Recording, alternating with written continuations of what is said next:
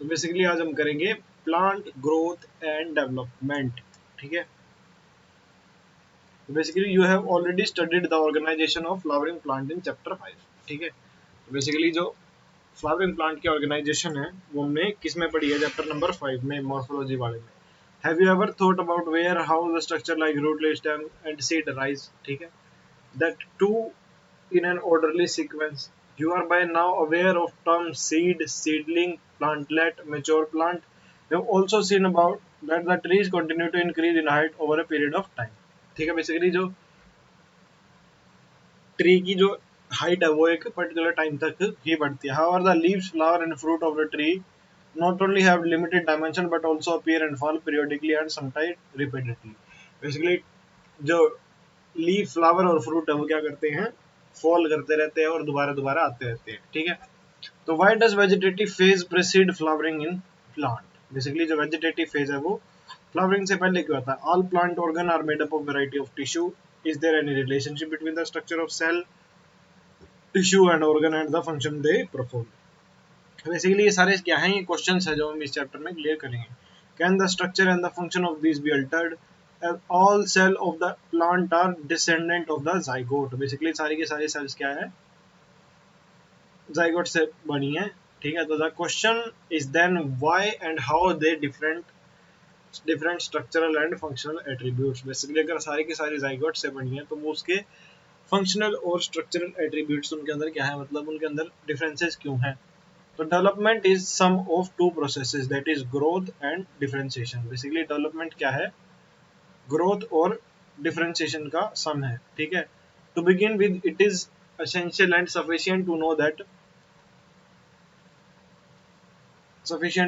the development of mature plant from a zygote fertilized egg follow a precise highly ordered succession of event। तो basically जो development, एक mature plant का जो development है, ठीक है, जाइगोट से, वो क्या करता है, एक precise highly order succession follow करता है इवेंट्स का। ठीक है, तो during this process a complex body organisation is formed, produce roots, leaves and branches and flowers, fruit and seeds, eventually they die. ठीक है, बेसिकली क्या है कि प्लांट क्या करता है, root, stem, root, leaf, branches और फ्लावर प्रोड्यूस करता है और फिर क्या करता है, डाई कर जाता है। The first step in the process of plant growth is seed germination. Basically जो फर्स्ट स्टेप है प्लांट की ग्रोथ के अंदर वो क्या है, सीड का जर्मिनेशन है। ठीक है, the seed germinates when favourable condition for growth exist in environment. Seed तभी जर्मिनेट करता है जब एनवायरनमेंट के अंदर ग्रोथ हो। ठीक है, in absence of such favourable condition the seed do not germinate. मतलब अगर फेवरेबल कंडीशन नहीं होगी तो सीड जर्मिनेट नहीं करेगा। Goes into A period of suspended growth और रेस्ट। कहाँ चला जाएगा, एक do not germinate and goes into A suspended growth और रेस्ट। बेसिकली क्या करेगा, डायापोज कर लेगा। ठीक है, बेसिकली डायापोज क्या होती है, suspended growth. Once favourable condition return the seed resume the metabolic active and growth takes place. तो जब कंडीशन फेवरेबल होगी सीड क्या करेगा, वापस मेटाबॉलिक एक्टिविटीज को शुरू कर लेगा, रिज्यूम कर लेगा और क्या करेगा, ग्रोथ करेगा। ठीक है, उसके बाद आता है in this chapter you shall also study some of the factors which govern and control these developmental processes. तो बेसिकली इस चैप्टर में आप क्या है, कुछ फैक्टर्स जो क्या करेंगे, गवर्न या कंट्रोल करेंगे डेवलपमेंटल प्रोसेसेस को, वो पढ़ेंगे। तो these factor are both intrinsic and extrinsic to the plant. तो बेसिकली ये फैक्टर क्या है, इंट्रिंसिक मतलब इंटरनल और एक्सट्रिंसिक मतलब एक्सटर्नल है प्लांट्स के लिए। ठीक है, तो बेसिकली क्या है, ग्रोथ। तो बेसिकली ये कुछ दिया हुआ है, क्या दिया हुआ है, बेसिकली सीड है, सीड की कॉट है। सीड क्या है, सॉइल के अंदर ब्रेक करता है। ठीक है, ये कॉटिलेडन्स है। ठीक है, बेसिकली हाइपोकोटाइल से क्या है, रूट डेवलप करती है। ये आगे सीड ब्रेक करता है, ये किसके अंदर कन्वर्ट हो जाता है, ऐसे प्लांट के अंदर। मतलब बेसिकली क्या है, ये टोटल जर्मिनेशन है बताया, मतलब सीड की डेवलपमेंट की, सीड कैसे प्लांट के अंदर चेंज होता है। ठीक है, तो उसके बाद आता है ग्रोथ। तो बेसिकली ग्रोथ क्या है, growth one of the most fundamental and conspicuous character. ठीक है, मतलब एक फंडामेंटल और मतलब फंडामेंटल मतलब जरूरी कैरेक्टर है। What is growth? Growth can be defined as irreversible permanent increase, basically जो दोबारा चेंज ना हो सके, ठीक है, in size of an organ और इट्स पार्ट, ठीक है, या तो ऑर्गन में या उसके पार्ट के अंदर, even of an individual cell, मतलब एक सिंपल सेल भी ग्रो करेगी तो उसको भी हम क्या कंसिडर करेंगे, एज ए ग्रोथ कंसिडर करेंगे, ठीक है। Growth is accompanied by processes both anabolic and catabolic. तो जो ग्रोथ है वो किसके द्वारा अकम्पेन की जाती है? मेटाबॉलिक प्रोसेसेस के द्वारा, एनाबॉलिक भी और कैटाबॉलिक भी। That occur at the expense of energy, जो किस पे होती है? जो एनर्जी के एक्सपेंसेस पे होती है, that is utilization of ATP. तो therefore for example expansion of leaf is growth. How would you describe the swelling of piece of wood when placed in water? तो बेसिकली जब लीफ एक्सपेंड करता है, ठीक है, तो वो ग्रोथ होती है। लेकिन अगर वुड को हम वाटर में डाल दें तो वो ग्रोथ नहीं होती है, क्योंकि जब उसको वुड में से निकालेंगे तो कुछ टाइम बाद वो क्या करेगी दोबारा, मतलब वो क्या है, वो मास में इंक्रीज नहीं हुआ, मतलब वो उसके अंदर स्वेलिंग आई है वाटर की वजह से। तो plant growth generally is indeterminate, मतलब इनडिटर्मिनेट कैसे है? Plant growth is unique because it retain the capacity for unlimited growth throughout their life. Basically plant क्या है?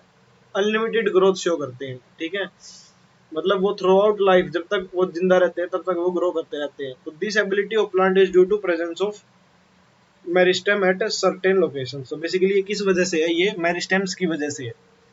The cell of such meristem has capacity to divide and self perpetuate, मतलब इनके अंदर क्या होती है? कैपेसिटी टू डिवाइड और self perpetuate की कैपेसिटी होती है इनके अंदर। तो the product however soon loses the capacity to divide and such cell make up the plant body। तो जो क्या करते हैं? अपनी कैपेसिटी, डिवाइड की कैपेसिटी को खत्म कर, तो बेसिकली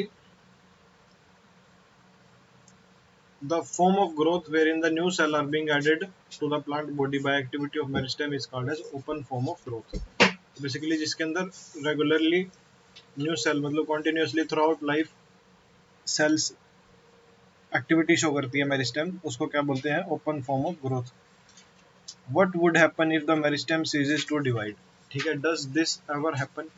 तो बेसिकली कुछ सेल्स में, जैसे एपिकल मेरिस्टेम सेल्स हैं, उनके अंदर क्या है?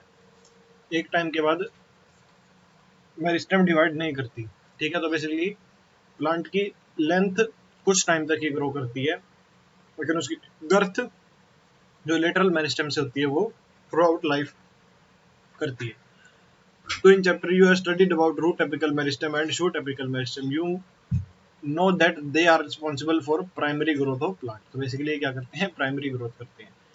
Principally contribute to the elongation of plant along their axis। तो बेसिकली किसके लिए? इलोंगेशन के लिए, मतलब उसकी लेंथ में इंक्रीज करते हैं। You also know that dicot plant and gymnosperm the lateral meristem vascular cambium cork cambium appear later in life.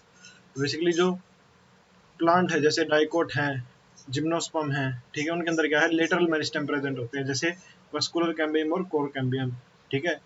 these meristem that causes increase in girth of in which they are active, ठीक है, this is called secondary growth of plant। तो basically ये क्या करते हैं? ये गर्थ को increase करते हैं, तो ये क्या है? ये सेकेंडरी ग्रोथ है। तो बेसिकली जो प्राइमरी ग्रोथ वाले हैं वो एक टाइम के बाद क्या करते हैं? सीज कर जाती हैं, सेल्स डिवाइड कर जाती है, मतलब मेरिस्टेम क्या है? रुक जाती है डिवाइड करने से। लेकिन जो लेटरल ग्रोथ है, जो सेकेंडरी ग्रोथ है, वो थ्रू आउट लाइफ होती है, ठीक है। बेसिकली इसके अंदर दिखाया गया है कि जो लेंथ में इंक्रीज करेगा शूट एपिकल मेरिस्टेम और रूट एपिकल मेरिस्टेम, ये क्या करेंगे? लेंथ को इंक्रीज करेंगे। और जो वस्कुलर कैम्बियम है वो ये क्या करेगा? ये गर्थ को इंक्रीज करेगा, ठीक है। उसके बाद आती है ग्रोथ इज मेजरेबल। तो growth at cellular level is principally A consequences of increase in amount of protoplasm. Basically cellular level पे क्या है? Increase in amount of protoplasm है, ठीक है। Since increase in protoplasm is difficult to measure directly, one generally measures some quantity which is more or less proportional to it। तो basically जैसे cytoplasm increase difficult है major करना, basically जो increase in protoplasm है वो difficult है major करना, तो उसको हम जनरली कैसे? उसकी कुछ क्वांटिटी मोर और लेस प्रोपोर्शनल होती है, ठीक है। तो basically growth is therefore measured by variety of parameter some which are, ठीक है, कई पैरामीटर से बेसिकली प्रोटोप्लाज्म का मेजर हम करना थोड़ा सा टफ है, तो हम उसको एज मतलब उसी कुछ क्वांटिटी में इंक्रीज को हम इंक्रीज मान लेते हैं, ठीक है। तो growth is therefore measured in variety of parameter, ठीक है। उसके पैरामीटर्स क्या क्या हैं? Increase in fresh weight, dry weight, length, area, volume and cell number, ठीक है। तो बेसिकली फ्रेश वेट में इंक्रीज, ड्राई वेट में, एरिया में, वॉल्यूम में और सेल नंबर में, ठीक है। तो you may find it amazing to know that one single maize root apical meristem can give rise to more than 17,500 new cell per hour. तो basically maize cell, ठीक है, जो एक सिंगल मेज सेल की जो रूट एपिकल मेरिस्टेम है वो 17,500 नई सेल एक घंटे में तैयार कर सकती हैं, ठीक है। Where a cell in watermelon में increase in size up to 3,05,000 times, लेकिन वाटरमेलन के अंदर कितनी इंक्रीज करेगी? 3,50,000 टाइम्स, ठीक है। तो increase in the former growth is expressed as increase in cell number. तो ग्रोथ क्या है? ग्रोथ एक इंक्रीज इन सेल नंबर है, ठीक है। The latter expresses growth as increase in size of cell. तो बेसिकली जो लेटर वाला पार्ट है वो क्या है? Growth as increase in size. मतलब वाटरमेलन में तो साइज में बढ़ रही है, और मेज स्टेम के अंदर कैसे बढ़ रही है? नंबर में बढ़ रही है, ठीक है। वाटरमेलन में किस में बढ़ रही है? साइज में। और इसमें कैसे बढ़ रही है? नंबर में, ठीक है। तो while the growth of pollen tube is measured in terms of its length, increase in surface area denotes the growth in a dorsiventral leaf। तो बेसिकली क्या है कि जो ग्रोथ है पोलन ट्यूब की वो क्या है? लेंथ में, सरफेस एरिया में, और denotes the growth in dorsiventral leaf. मतलब डोर्सिवेंट्रल मतलब डाइकोट लीफ के अंदर हम कैसे मेजर करते हैं? उसकी लेंथ और उसके सरफेस एरिया में इंक्रीज में, ठीक है। मतलब लेंथ का तो होता है पोलन ट्यूब में, अगर हमें पोलन ट्यूब की ग्रोथ देखनी है तो उसकी लेंथ देखेंगे, और लीफ की देखनी है तो उसका हम सरफेस एरिया देखेंगे, ठीक है। उसके बाद आते हैं फेजेस ऑफ ग्रोथ, ठीक है। जैसे दिखाया हुआ है, जैसे ये पोलन है, ठीक है, इसके अंदर ये लेंथ ये बड़ी, तो बेसिकली क्या हुआ है? इसकी ग्रोथ हुई है लेंथ के अंदर, ठीक है। उसके बाद आता है फेजेस ऑफ ग्रोथ, ठीक है। तो the period of growth is generally divided into three phases, namely meristematic, elongation, maturation, ठीक है। meristematic, elongation, maturation, ठीक है। let us understand this by looking at the root tip। मतलब बेसिकली रूट टिप को अगर हम देखें तो the constantly dividing cell both at the root apex and the shoot apex represent the meristematic phase of growth।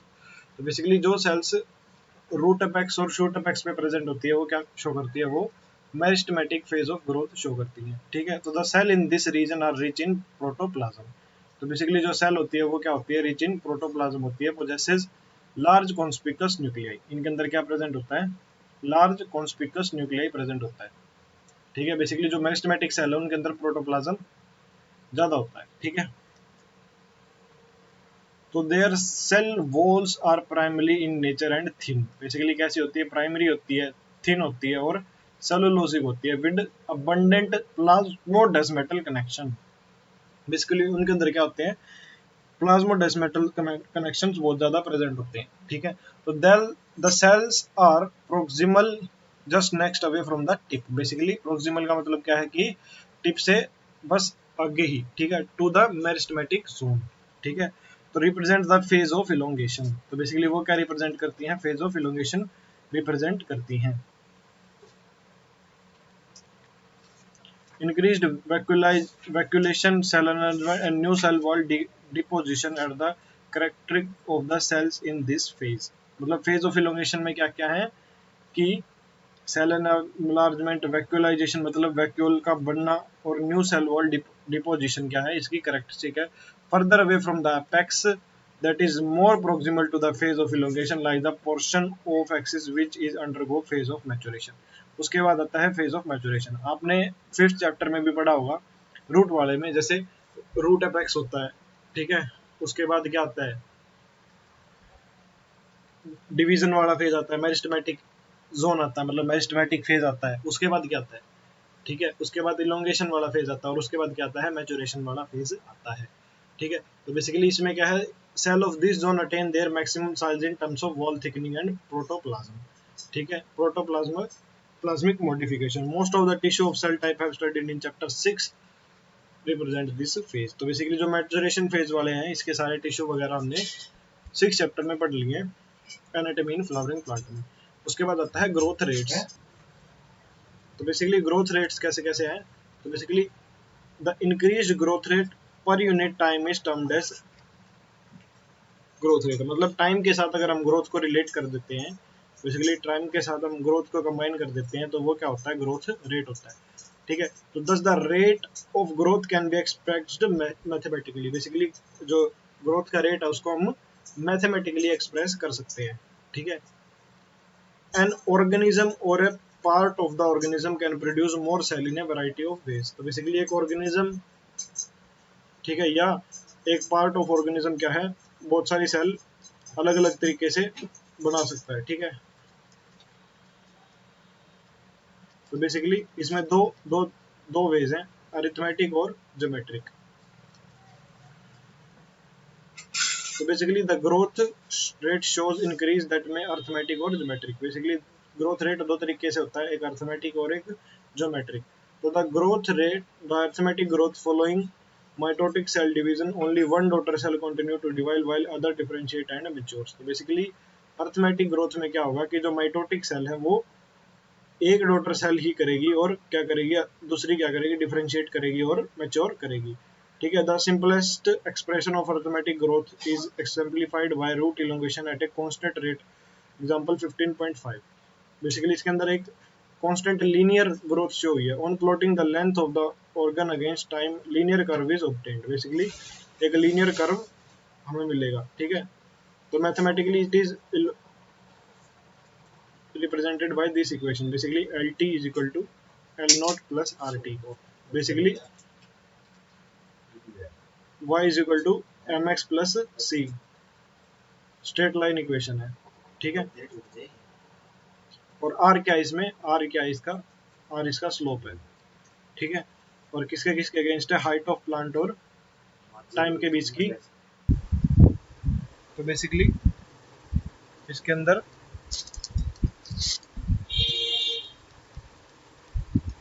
जो arithmetic growth है उसका क्या है, ये इक्वेशन होती है। इसमें स्लोप क्या होता है, इसका आर स्लोप होता है।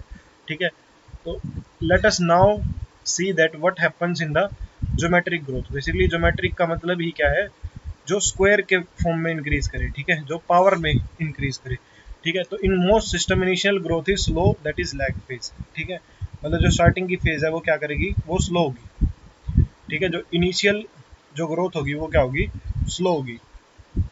And it increases rapidly thereafter at exponential rate. उसके बाद वो क्या करे, उसके बाद वो एक्सपोनेंशियली इंक्रीज करेगी, दैट इज लॉग और एक्सपोनेंशियल फेज। ठीक है, here both the progeny cells following mitotic cell division retain the ability to divide and continue to divide also. Basically इस फेज में क्या है कि सेल अपनी जो एबिलिटी है उसको मेंटेन रखेगी और डिवाइड करेगी continuously, however with limited nutrient supply. मतलब एक लिमिटेड न्यूट्रिएंट सप्लाई के अंदर। तो the growth slows down leading to stationary phase. एक टाइम के बाद क्या होगी, ग्रोथ स्लो डाउन हो जाएगी और कौन सा फेज आ जाएगा, स्टेशनरी फेज आ जाएगा। तो if we plot the parameter of growth against time we get a typically sigmoid graph. तो बेसिकली कैसा ग्राफ मिलेगा हमें, सिग्मोइड मतलब एस शेप्ड ग्राफ मिलेगा। ठीक है, तो basically A sigmoid curve is a characteristic of living organism growing in a natural environment। Basically जो नेचुरल एनवायरनमेंट में जितने भी ऑर्गेनिज्म ग्रो करते हैं वो टिपिकली सिग्मोइड ग्राफ शो करते हैं। बेसिकली ये एस शेप जो है, ये क्या है, ये सिग्मोइड ग्राफ है। तो it is typically for all cell tissue and organ of plant. ठीक है, can you think of more similar examples, what kind of a curve can you expect in a tree showing seasonal activities. Basically जो seasonal activity show करते हैं उसके अंदर आप कैसे कैसे शो देख सकते हैं। ठीक है, तो बेसिकली इसके अंदर इक्वेशन क्या आएगी, जो एक्सपोनेंशियल ग्रोथ है उसके अंदर क्या आएगी, omega nought e raise to power r t. Basically इसका मतलब है कि ये पावर की फॉर्म में, मतलब ये तो ग्रोथ ऐसे है, जैसे देखो 1 + 2, उसके बाद +3 +4, ठीक है, एक एक बढ़ रहा है। और ये कैसे है, 2 × 2 × 2 बेसिकली ये क्या है, स्क्वायर की फॉर्म में इंक्रीज कर रहा है, मतलब ये बहुत ज़्यादा अमाउंट में इंक्रीज होगा, ठीक है, मतलब एक्सपोनेंशियली इंक्रीज करेगा, ठीक है। तो बेसिकली स्टार्टिंग में क्या है, लैग फेज है, स्लो फेज है, उसके बाद क्या है, एक्सपोनेंशियल फेज है, ठीक है, मतलब एक्सपोनेंशियल फेज में क्या है, सेल बहुत ज़्यादा ग्रो करेगी, ठीक है। और उसके बाद क्या है, उसके बाद स्टेशनरी फेज है। स्टेशनरी फेज में क्या है कि जब रिसोर्सेज लिमिटेड हो जाते हैं, ठीक है, जब नेचुरल एनवायरनमेंट में रिसोर्सेज लिमिटेड हो जाते हैं तो ग्रोथ दोबारा क्या कर जाती है, लिमिटेड न्यूट्रिएंट सप्लाई की वजह से क्या कर जाती है, स्लो कर जाती है, ठीक है। उसके बाद तो here r is relative growth rate, तो बेसिकली इधर आर क्या है, आर एक रिलेटिव ग्रोथ रेट है, and is also the measure of ability of plant to produce new plant material. और क्या है, प्लांट की एबिलिटी है new plant material refer to as efficiency index. Basically इधर क्या है, एक तो रिलेटिव ग्रोथ रेट है और एक एबिलिटी है प्लांट की, क्या, न्यू प्लांट मटेरियल प्रोड्यूस करने के लिए, इसको एफिशिएंसी इंडेक्स भी बोलते हैं, ठीक है।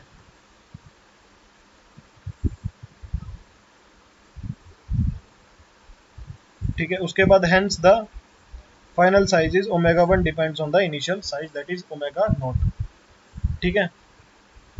उसके बाद आता है quantitative comparison between growth of living tissue can also be made in 2 ways, ठीक है। तो बेसिकली जो क्वांटिटेटिव कंपैरिजन है ग्रोथ के अंदर, तो वो दो तरीके से होता है, एक तो measurement and the comparison of total growth per unit time is called as absolute growth rate.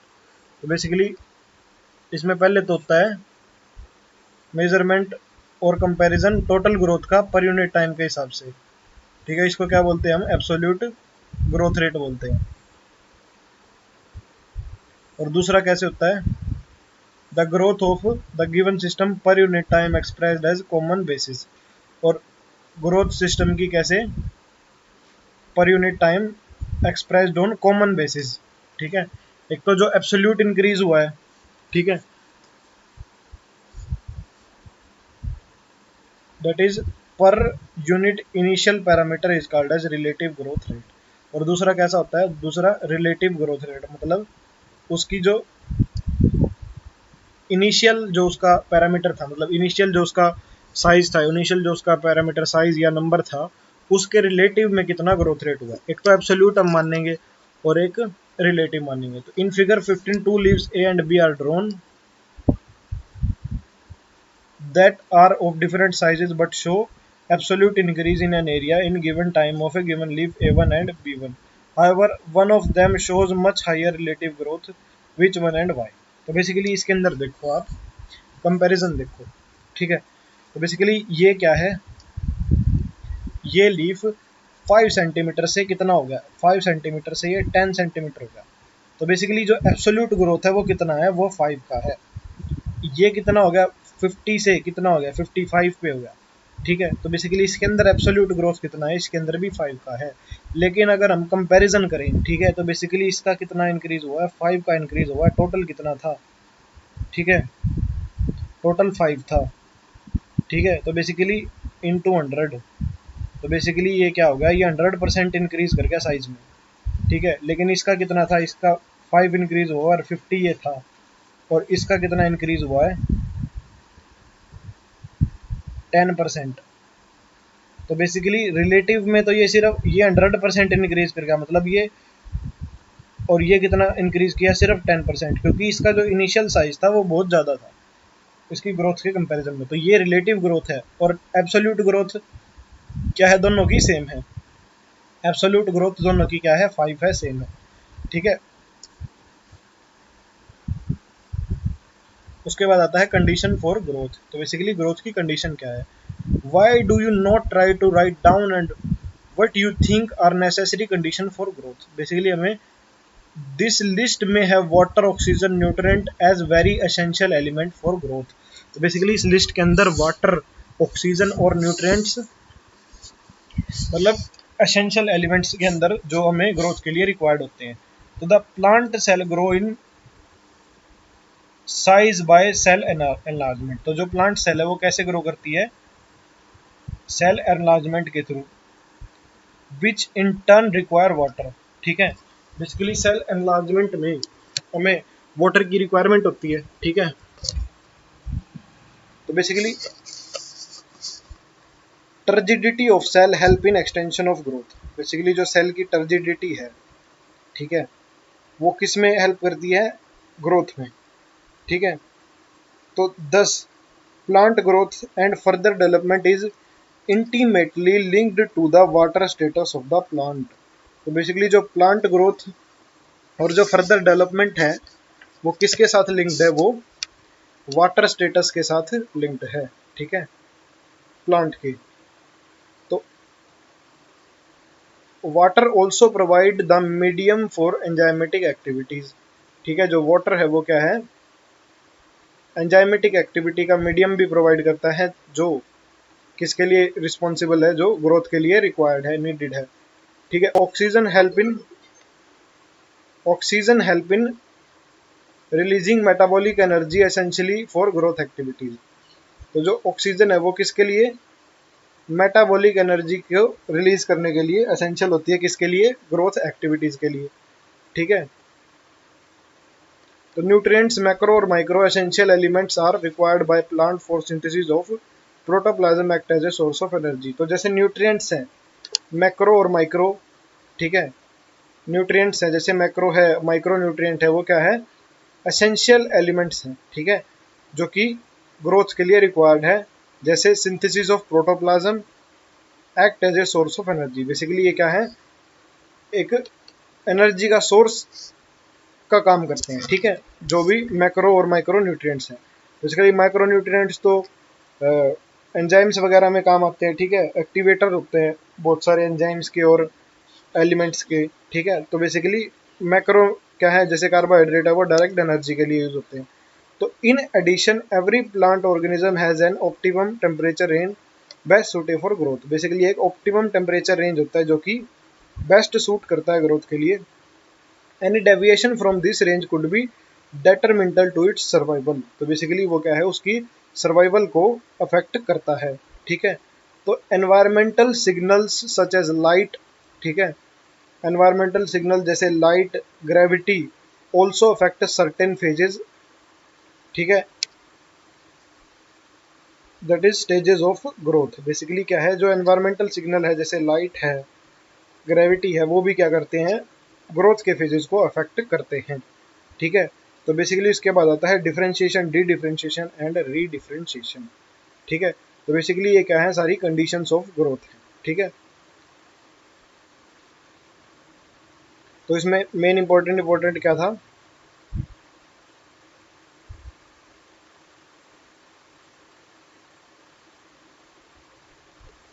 इसके अंदर वाटर था, ठीक है, टेम्परेचर था, न्यूट्रिएंट्स थे, ठीक है, वाटर स्टेटस था, टर्जिडिटी था सेल्स की। ठीक है, उसके बाद आता है differentiation and dedifferentiation and redifferentiation. तो basically the cell derived from root apical meristem and shoot apical meristem and cambium differentiate and perform to form specific function. This led to maturation is termed as differentiation. तो basically जो sales हैं root apical meristem की और shoot apical meristem की, वो क्या करती हैं? कैम्बियम डिफरेंशिएट करता है और वो क्या करती है? मैच्योर करती हैं और परफॉर्म करती हैं स्पेसिफिक फंक्शंस। ठीक है, तो this act leading to maturation is termed as differentiation. तो जो ये एक्ट है ये क्या किसका काम करता है? ये मैचुरेशन का काम करता है, जिसको हम क्या बोलते हैं?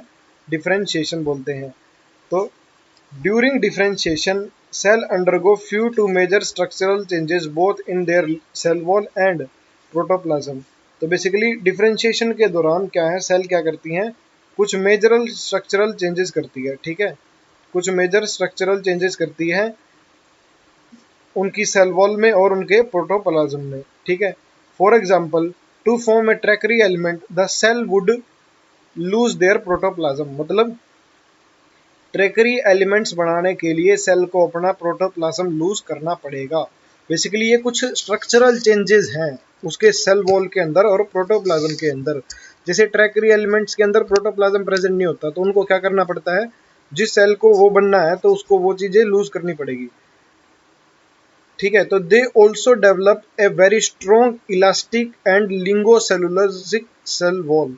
बेसिकली वो क्या करते हैं, strong elastic lignocellulosic secondary walls बनाती है, ठीक है। To carry water to long distances even under extreme tension, मतलब वो इतनी स्ट्रॉन्ग और इलास्टिक वॉल्स बनाती हैं ताकि वो वाटर कैरी कर सकें, ठीक है, लॉन्ग डिस्टेंसेज तक भी, ठीक है। अंडर एक्सट्रीम टेंशन मतलब एक्सट्रीम टेंशन के अंदर भी वो वाटर को कैरी कर सके। तो try to correlate the various anatomical feature you encounter in plant to the function they perform. तो बेसिकली आप कोरिलेट कर सकते हैं अलग अलग एनाटॉमिकल फीचर, ठीक है, प्लांट के और उसके फंक्शन जो वो परफॉर्म करते हैं, ठीक है। तो basically plant show another interesting phenomena, ठीक है। प्लांट क्या है, एक अदर इंटरेस्टिंग फिनोमिना शो करते हैं। The living differentiated cell that by now have lost the capacity to divide can regain the capacity of division under certain conditions। तो बेसिकली कुछ सेल्स हैं जो अपनी जो डिवीजन की कैपेसिटी लॉस कर चुकी हैं, ठीक है, वो क्या कर सकती है, वो रिगेन कर सकती है अपनी कैपेसिटी को कुछ सर्टेन कंडीशन में। और उस फिनोमिना को हम क्या बोलते हैं, उस फिनोमिना को हम बोलते हैं, this phenomena is termed as dedifferentiation, ठीक है। जैसे एग्जाम्पल के तौर पे, for example formation of meristem that is interfascicular cambium and cork cambium from fully differentiated parenchyma cell. Basically क्या है, जैसे मेरिस्टेम का फॉर्मेशन है इंटरफेसिकुलर कैम्बियम और कोर कैम्बियम से, from fully differentiated parenchyma cells, ठीक है। तो बेसिकली क्या है, किसका फॉर्मेशन है मेरिस्टेम का, किससे किससे, इंटरफेसिकुलर कैम्बियम से और कोर्क कैम्बियम से, ठीक है। तो while doing so, such meristem tissue are able to divide and produce cells that once again lose the capacity to divide but mature to perform specific function got redifferentiated। तो अगर वही cell दोबारा क्या करे, अपनी एबिलिटी लूज कर they divide करने की और दोबारा क्या कर जाएं, दोबारा मेच्योर कर जाएं, किसके लिए, स्पेसिफिक फंक्शन परफॉर्म करने के लिए, तो उसको क्या बोलते हैं, हम उसको रीडिफरेंशिएशन बोलते हैं। तो बेसिकली डिफरेंशिएशन क्या था, कुछ सेल जो डिवाइडिंग है वो क्या करें, मेच्योर कर जाएं और कुछ स्पेसिफिक फंक्शन परफॉर्म करने लग जाएं, उसको क्या बोलेंगे, डिफरेंशिएशन। अगर वही सेल दोबारा क्या कर ले, अपनी कैपेसिटी गेन कर ले डिवीजन की, ठीक है, और डिवाइड करने लग जाए और अपनी जो फंक्शन है वो लूज कर दे, जो स्पेसिफिक फंक्शन परफॉर्म करती हैं, ठीक है, और वो क्या है दोबारा क्या कर ले, गेन कर ले अपनी कैपेसिटी टू डिवाइड, ठीक है, और वो इंटरफेसिकुलर कैम्बियम या कोर कैम्बियम में जो सेकेंडरी मेरिस्टेम होते हैं उनके अंदर चेंज हो जाए तो उसको क्या बोलते हैं, डी डिफरेंशिएशन। और अगर वो दोबारा लूज कर दे अपनी कैपेसिटी डिवाइड करने की और दोबारा क्या करे, कुछ स्पेसिफिक फंक्शन परफॉर्म करने लग जाए, उसको क्या बोलेंगे, हम री डिफरेंशिएशन बोल लेंगे, ठीक है। उसके बाद list some of the tissues in a woody dicot plant, ठीक है। तो जो वुडी डाइकोट प्लांट के अंदर कुछ tissue that are product of redifferentiation, जो कि क्या है, रीडिफरेंशिएशन के क्या हैं, प्रोडक्ट हैं।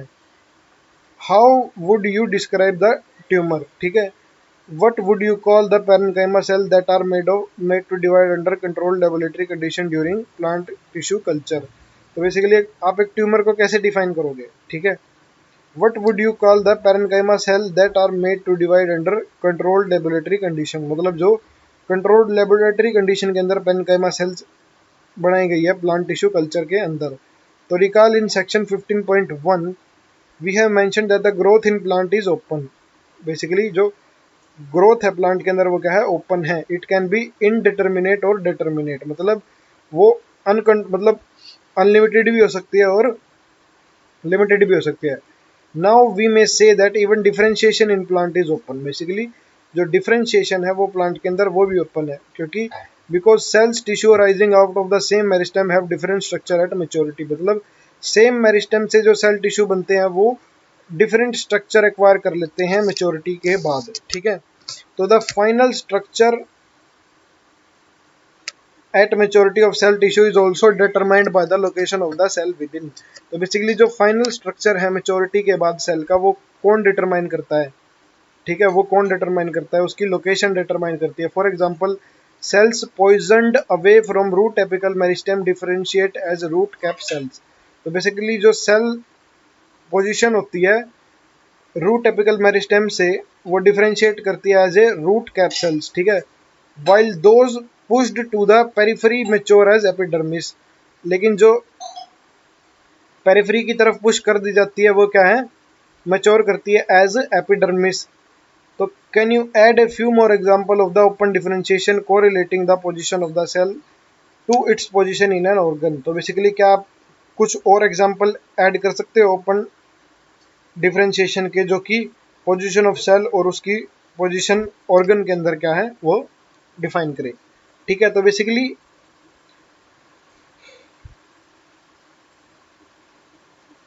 इसके अंदर यही बताया गया है। एक चीज, ये चीज आप दोबारा देखो एक बार, मतलब क्या है कि वो मेच्योरिटी के टाइम पे अलग अलग स्ट्रक्चर के अंदर चेंज हो जाती है। तो मतलब ये ओपन टाइप ऑफ डिफरेंशिएशन हो गया। एग्जांपल क्या है? जो सेल रूट एपिकल मेरिस्टेम से अवे हैं, ठीक है, और रूट कैप सेल की तरह कैसे करती हैं वो डिफरेंशिएट? रूट कैप सेल्स की तरह। और जो पुश कर दी जाती हैं पेरिफेरी की तरफ, जो कि पेरिफेरल साइड की तरफ पुश कर दी जाती है, वो कैसे मैच्योर करती हैं? एज एपिडर्मिस, ठीक है। तो उसके बाद आता है, सेल्स दोनों सेम ही होती है, ठीक है। उसके बाद आता है डेवलपमेंट। बेसिकली डेवलपमेंट क्या है?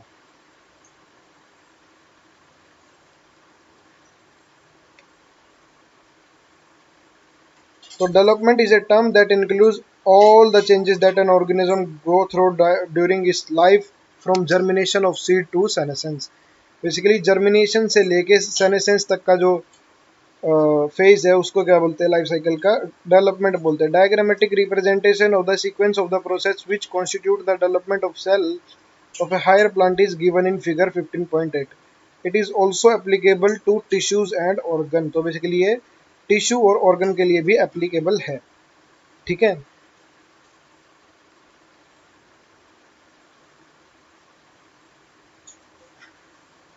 तो बेसिकली सीक्वेंस है डेवलपमेंट प्रोसेस का एक प्लांट सेल का, ठीक है।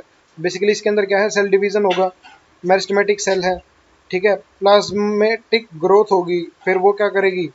उसके अंदर एक्सपेंशन होगा या इलोंगेशन होगा, वो डिफरेंशिएट करेगी, डिफरेंशिएट करके वो मैच्योर करेगी, ठीक है। और मैच्योर सेल क्या करेगी? सेनेसेंस शो करेगी, और वो क्या करेगी? वो फिर डेथ, मर जाएगी मतलब, ठीक है। तो basically plant follows different pathway in response to environment और phase of life to form different kind of structure. तो बेसिकली प्लांट क्या है? डिफरेंट पाथवेज शो करते हैं किसके रिस्पॉन्स में? एनवायरमेंट और फेजेस ऑफ लाइफ के रिस्पॉन्स में, to form different kind of structure. Basically different kind of structure बनाने के लिए, ठीक है। तो this ability is called as plasticity. Basically plasticity क्या है? प्लांट क्या शो करते हैं? अलग अलग पाथवे, मतलब अलग अलग तरीके, ठीक है, एनवायरमेंट के रिस्पॉन्स में, ठीक है, ताकि वो अलग अलग काइंड के स्ट्रक्चर बना सके। उसको क्या बोलते हैं? उस एबिलिटी को हम क्या बोलते हैं? उसको प्लास्टिसिटी बोलते हैं। Example, heterophylly in cotton, coriander and larkspur, ठीक है। मतलब जो हेट्रोफिली है किसके अंदर? कॉटन के अंदर, coriander. In such plant the leaves of the juvenile plant are different in shape from those in mature plant. तो जो लीव्स हैं जुवेनाइल प्लांट के अंदर, मतलब छोटे प्लांट के अंदर, मतलब जो मेच्योर्ड नहीं है, उसकी शेप डिफरेंट है मेच्योर प्लांट्स के कंपैरिजन में। तो on the other hand, differences in shape of leaf produced in air and those produced in water in buttercup also represent the heterophilous development due to environment। तो ऐसे ही दूसरी तरफ क्या करें? अगर जो डिफरेंसेस इन शेप है लीफ की, जो कि एयर के अंदर प्रोड्यूस हुआ है, and those produced in water in buttercup also represent heterophyllous development due to environment, ठीक है। और वो भी क्या शो करते हैं? हेट्रोफिलस एनवायरमेंट, हेट्रोफिलस डेवलपमेंट करते हैं एनवायरनमेंट की वजह से। तो basically this phenomena of heterophylly is example of plasticity. मतलब हेट्रोफिली का मतलब क्या है कि जुवेनाइल फेज में कुछ और शेप शो करेंगे, मतलब जुवेनाइल फेज में तो ऐसे हैं और एडल्ट फेज में क्या है, ऐसे हैं। ठीक है, टेरेस्ट्रियल हैबिटेट में ऐसे हैं और वाटर हैबिटेट में कैसे हैं, ऐसे हैं। ठीक है, ये किसका किसका, लार्क्सपर और ये क्या है, बटरकप। तो 10 growth, differentiation, development are very closely related events in life of plant. तो बेसिकली जो ग्रोथ डिफरेंशिएशन है वो क्या है, बहुत ही ज़्यादा क्लोज इवेंट्स हैं या क्लोज प्रोसेसेस हैं। ठीक है,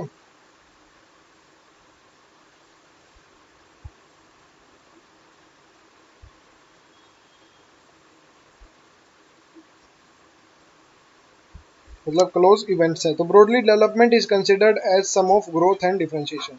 बेसिकली डेवलपमेंट क्या है, sum of growth and differentiation. Development in plants both growth and differentiation is under control of intrinsic and extrinsic factor. तो जो डेवलपमेंट है, जो ग्रोथ और डिफरेंशिएशन है, वो इंट्रिंसिक और एक्सट्रिंसिक फैक्टर के ऊपर डिपेंड करती है। The former include the intracellular, genetic और इंटरसेलुलर फैक्टर्स।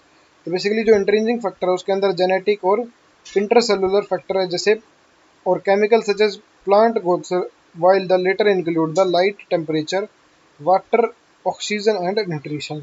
और जो एक्सट्रिंसिक फैक्टर है उसके अंदर क्या क्या आता है, उसके अंदर टेम्परेचर आता है, वाटर आता है, ऑक्सीजन आता है और न्यूट्रिशन आता है। और जो पीजीआर है वो किसके अंदर आते हैं, वो इंटरसेलुलर फैक्टर के अंदर आते हैं। ठीक है, तो उसके बाद आते हैं प्लांट ग्रोथ रेगुलेटर्स। तो बेसिकली जो प्लांट की ग्रोथ को रेगुलेट करते हैं, मतलब इंक्रीज या डिक्रीज करते हैं। ठीक है, इनके करेक्टरिस्टिक्स क्या हैं, तो the plant growth regulator that is PGR are small simple molecule of diverse chemical composition. तो बेसिकली ये स्मॉल है, सिंपल है और डाइवर्स केमिकल कंपोजिशन शो करते हैं। They could be indole compounds that is indole 3 acetic acid, adenine derivative N6 furfuryl amino purine kinetin. तो basically ये क्या है, ये इंडोल के कंपाउंड हो सकते हैं जैसे IA, और एडेनिन के डेरिवेटिव हो सकते हैं जैसे N6 फरफुराइल अमीनो प्यूरिन। बेसिकली ये क्या है, काइनेटिन। ठीक है, ये क्या है, काइनेटिन, फुरफुरी नगर, मोटू और पतलू की जोड़ी। तो डेरिवेटिव ऑफ कैरोटीनॉइड्स, ठीक है, या वो डेरिवेटिव किसके हो सकते हैं, कैरोटीनॉइड्स के, जैसे एब्सिसिक एसिड और ABA भी एब्सिसिक एसिड ही है। जैसे टर्पीन, टर्पीन के हो तो वो क्या है, अगर वो टर्पीन के हो तो वो क्या है, जिब्रेलिक एसिड। इसके ऊपर नीट में क्वेश्चन आ सकता है, जैसे GA3। ठीक है, इसके फॉर्मूले हैं ये। और अगर वो गैस हो, ठीक है, तो वो गैस है इथाइलिन, तो वो क्या है, C2H4। ठीक है, तो plant growth regulator are variously described as plant growth substances that is plant hormone और फाइटो हार्मोन इन लिटरेचर। तो बेसिकली वो क्या है, फाइटो हार्मोन्स हैं। ठीक है, मतलब जो प्लांट के हार्मोन्स हैं। तो PGR can be broadly divided into 2 groups based on their function in living plant body. तो बेसिकली पीजीआर किसमें, 2 ग्रुप्स के अंदर आते हैं। ठीक है, one group of PGR are involved in growth promoting activities such as cell division or cell enlargement and pattern formation and tropic growth and flowering, fruiting and seed formation। तो basically first तो क्या है, जो growth promoter हैं। ठीक है, मतलब जो ग्रोथ प्रोमोटिंग एक्टिविटीज में आते हैं, जो फर्स्ट ग्रुप है वो ग्रोथ प्रोमोटिंग एक्टिविटी में 2 ग्रुप हैं, एक प्रोमोशन और एक इनहिबिशन। तो these are called as plant growth promoter. ये क्या है, प्लांट ग्रोथ प्रोमोटर है, जैसे ऑक्सिन है, जिब्रेलिन है और साइटोकाइनिन है। ठीक है, the PGR of other group play important role in plant response to wound and stress of biotic और एबायोटिक इंडिविजुअल। तो बेसिकली जो दूसरे हैं वो क्या करते हैं, वो रिस्पॉन्स शो करते हैं प्लांट जो वाउंड और स्ट्रेस शो करते हैं बायोटिक या एबायोटिक ओरिजिन के। तो they are also involve in various growth inhibiting activities. तो बेसिकली वो क्या करते हैं, वो ग्रोथ इनिबिटिंग एक्टिविटीज के अंदर इन्वॉल्व होते हैं, such as dormancy and abscission. बस जैसे क्या है, एक तो डोरमेंसी है और एक क्या है, एब्सिशन है। ठीक है, तो the PGR abscisic acid belong to this group. तो जो पीजीआर एब्सिसिक एसिड है वो क्या है, इस ग्रुप से बिलोंग करता है। ठीक है, जो इनहिबिट करते हैं। तो the gaseous PGR ethylene could fit either of the group but is largely an inhibitor of the plant growth regulator.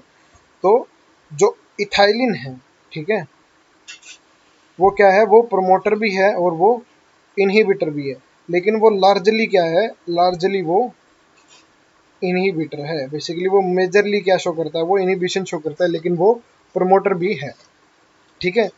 तो इनहिबिटर में किसका किसका नाम आया, एब्सिसिक एसिड का और इथाइलिन का, और इसमें किसका किसका, ऑक्सिन, जिबरलिन और साइटोकाइनिन का, ठीक है। तो नेक्स्ट हमारा आता है discovery of plant growth regulators. तो बेसिकली इनकी डिस्कवरी कैसे हुई, तो the discovery of plant growth regulators, ठीक है। Interestingly the discovery of each of the 5 major group have been accidental. तो बेसिकली सारे के सारे क्या है, एक्सीडेंटली, मतलब इनको,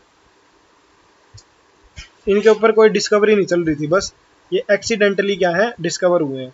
all this started with observation of Charles Darwin. Basically ये किसकी वजह से हुए हैं, चार्ल्स डार्विन की ऑब्जर्वेशंस की वजह से, और उसके सन फ्रांसिस डार्विन, उन्होंने क्या ऑब्जर्व किया, observe that coleoptile of canary grass respond to unilateral illumination by growing towards the light sources, that is phototropism. तो बेसिकली उन्होंने क्या देखा, जो कैनरी ग्रास है वो क्या शो करती है, वो फोटोट्रोपिज्म शो करती है। जो उसके कोलियोप्टाइल्स हैं, ठीक है, वो क्या है, लाइट की तरफ ग्रो करते हैं, मतलब एक यूनिलेटरल इल्यूमिनेशन शो करते हैं, मतलब वो एक डायरेक्शन में, लाइट की डायरेक्शन में ग्रो करते हैं। After a series of experiment it was concluded that the tip of coleoptile was the site of transmittable influence that caused the bending of the entire coleoptile. तो basically जो experiment के बाद पता चला कि जो टिप है कोलेप्टाइल की, वो क्या है, साइट किसकी है, ट्रांसमिटेबल इन्फ्लुएंस, मतलब उसके अंदर एक इन्फ्लुएंस है जो क्या करती है, उसकी पूरी की पूरी बेंडिंग शो करती है, पूरी की पूरी कोलेप्टाइल की। तो auxin was isolated by F Went. तो ऑक्सिन को किसने, from tip of coleoptile of oat seed, basically किस में से, ओट के सीड में से किसने किया, एफ वेंट ने किया, ठीक है।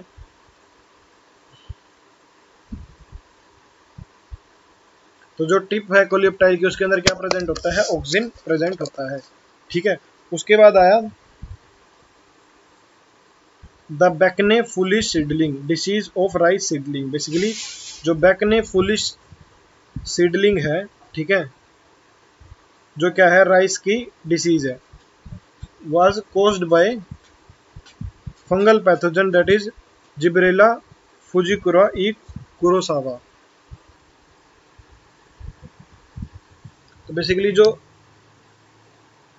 जो बैकने फुलिश डिसीज है राइस सीडलिंग की, वो किसकी वजह से हुई, वो फंगल पैथोजन की वजह से। बेसिकली वो फंगल पैथोजन क्या था, Gibberella fujikuroi E Kurosawa reported the appearance of symptom of the disease in rice seedling. Basically उसकी वजह से क्या थे, सिम्टम्स थे राइस सीडलिंग के अंदर, when they was treated with sterile filtrate of the fungus. तो बेसिकली जब वो स्टेराइल फिल्ट्रेट के साथ फंगस के ट्रीट किए गए, the active substance was were later identified as gibberellic acid. तो बेसिकली जब उसको आइडेंटिफाई किया गया, तो वो जो सब्सटेंस थे, जो वो फंगी जो रिलीज कर रही थी, जो जिब्रेला ई कुरोसावा जो रिलीज कर रही थी, वो क्या थी, जिब्रेलिक एसिड। उसके बाद next, F. Skoog and his co-worker observed that from the internodal segment of tobacco stem, the callus, a mass of undifferentiated, basically callus क्या होता है, कैलस होता है मास ऑफ अनडिफरेंशिएटेड सेल्स होता है, ठीक है। तो proliferated only if in addition to oxygen the nutrient medium was supplemented with one of the following extract of vascular plant। Basically vascular plant के कुछ एक्सट्रैक्ट उसके अंदर जब डाले गए, यीस्ट के एक्सट्रैक्ट और कोकोनट मिल्क और डीएनए। तो Miller et al 1955 later identified and crystallised the cytokinesis promoting active substance that is termed as kinetin. Basically उन्होंने क्या ऑब्जर्व किया है कि साइटोकाइनेसिस मतलब साइटोप्लाज्म का जो डिवीजन होता है, जिसको साइटोकाइनेसिस बोलते हैं, वो उसका एक प्रोमोटिंग एक्टिव सब्सटेंस है, जो कि जिसका नाम उन्होंने क्या रखा, उसका नाम रखा काइनेटिन रखा। ठीक है, तो किसने किसने काइनेटिन का किसने किया था, एफ स्कूग और उसके कोवर्कर ने। ठीक है, तो during mid 1960 3 independent researchers reported the purification and chemical characterization of the 3 different kind of inhibitor। ठीक है, तो वो इनिबिटर कौन थे, इनिबिटर बी, एब्सिशन 2 एंड डोरमिन। तो बेसिकली 1960s के मिड में 3 रिसर्चेज की गई, ठीक है, प्यूरिफिकेशन और केमिकल कैरेक्टराइजेशन करके, जिसमें 3 तरह के इनिबिटर निकले, इनिबिटर बी, एब्सिशन 2 और डोरमिन। बेसिकली ये सारे के सारे एब्सिसिक एसिड के ही। Later all the 3 were proved to be chemically identical. Basically सारे के सारे आइडेंटिकल थे। It was named abscisic acid. सारे के सारे क्या थे, एब्सिसिक एसिड थे। H.H. Cousins confirmed the release of a volatile substance from ripened oranges that hastened the ripening of stored unripened bananas। तो बेसिकली H.H. Cousins ने क्या शो किया, देखा कि राइपनिंग जो स्टोर्ड अनराइपन्ड बनाना के अंदर एक गैस रिलीज होती है ऑरेंजेस और बनानास के अंदर। Later this volatile substance was identified as ethylene. तो बेसिकली वो सब्सटेंस क्या थी, इथाइलिन थी। वो क्या है, एक गैसियस पीजीआर है, मतलब गैसियस प्लांट ग्रोथ रेगुलेटर है। Let us study some of the physiological effect of these 5 category of PGR in next section. तो बेसिकली फिजियोलॉजिकल इफेक्ट हैं पीजीआर के। ठीक है, फर्स्ट है auxin. Auxin from Greek auxin to grow, मतलब इसका मतलब है कि ये ग्रो करेगा। Was first isolated from human urine. NEET के अंदर बहुत बार पूछा गया है कि आइसोलेशन ऑक्सिन का कब हुआ है, कहाँ से हुआ है, वो ह्यूमन यूरिन से हुआ है। The term auxin is applied to indole 3 acetic acid. ठीक है, तो जो ऑक्सिन का जो केमिकल नेम है वो क्या है, इंडोल 3 एसिटिक एसिड है। And to other natural and synthetic compound have certain growth regulating properties. ठीक है, तो they are generally produced by growing apices of the stem and roots. तो बेसिकली ये कहाँ मिलते हैं, ये एपिसिस पे मिलते हैं, मतलब उनकी टिप्स पे मिलते हैं। ठीक है, किसके किसके, स्टेम और रूट के। From where they migrate to region of their action. ठीक है, तो बेसिकली वहाँ से माइग्रेट करते हैं जहाँ पे इनको एक्ट करना होता है। Auxin like A and indole butyric acid have been isolated from plants. तो बेसिकली जो इंडोल एसिटिक एसिड है और जो इंडोल ब्यूटारिक एसिड है, ये क्या है, प्लांट से आइसोलेटेड है, मतलब ये नेचुरल ऑक्सिन है। और जो NaA नेप्थिलिन एसिटिक एसिड और 2,4 डाइक्लोरोफिनॉक्सी एसिटिक हैं, वो क्या हैं, वो सिंथेटिक ऑक्सिन्स हैं। तो all these auxins have been used extensively in agriculture and horticulture. तो बेसिकली ये किसके किसके अंदर यूज होते हैं, वो एग्रीकल्चर और हॉर्टिकल्चर प्रैक्टिसेस के अंदर यूज होते हैं। तो they help to initiate rooting in stem cutting application widely used for plant propagation. Basically ये किसके लिए, रूटिंग को इनिशिएट करने के लिए, ठीक है, स्टेम कटिंग में, और किसके अंदर, प्लांट प्रोपोगेशन के लिए, जो वेजिटेटिव प्रोपोगेशन होती है उसके अंदर ऑक्सिन का बहुत ज़्यादा यूज होता है। ठीक है, auxin promote flowering in pineapple. Pineapple में क्या है, फ्लावरिंग प्रमोट करता है। They help to prevent fruit and leaf drop at early stages. जो फ्रूट और लीफ ड्रॉप होता है उसको रोकते हैं। But promote the abscission of older mature leaves and fruit. लेकिन क्या प्रमोट करते हैं, एब्सिशन ओल्डर और मेच्योर लीव्स का, मतलब उनकी फॉल को प्रमोट करते हैं। ठीक है, तो in most higher plants the growing apical bud inhibit the growth of lateral axillary bud, a phenomena called the apical dominance. तो बेसिकली जो मोस्ट हायर प्लांट्स है उसके अंदर क्या है, जो ग्रोइंग एपिकल बड है वो इनहिबिट करती है ग्रोथ को, और लेटरल एक्सिलरी बड जो कि क्या शो करती है, एपिकल डोमिनेंस शो करती है। मतलब कुछ हायर प्लांट में जो एपिकल बड है वो क्या है, वो ग्रोथ को रोकती है, और क्या शो करती है, एपिकल डोमिनेंस। तो removal of shoot tips, that is decapitation. ठीक है, तो जो अगर हम शूट की टिप्स को रिमूव कर दें ऑक्सिन के, usually result in growth of lateral buds. अगर हम ऑक्सिन को रिमूव कर दें तो क्या होगा, जो लेटरल बड्स हैं वो ग्रो कर जाएंगी। And it is widely applied in tea plantation. और इसका कहाँ यूज़ होता है, टी प्लांटेशन का अंदर यूज़ होता है, और हेज मेकिंग के अंदर यूज़ होता है। ऑक्सिन ऑल्सो इंड्यूसेस पार्थिनोकार्पी, मतलब सीडलेस फ्रूट्स बनाने में ऑक्सिन का यूज होता है।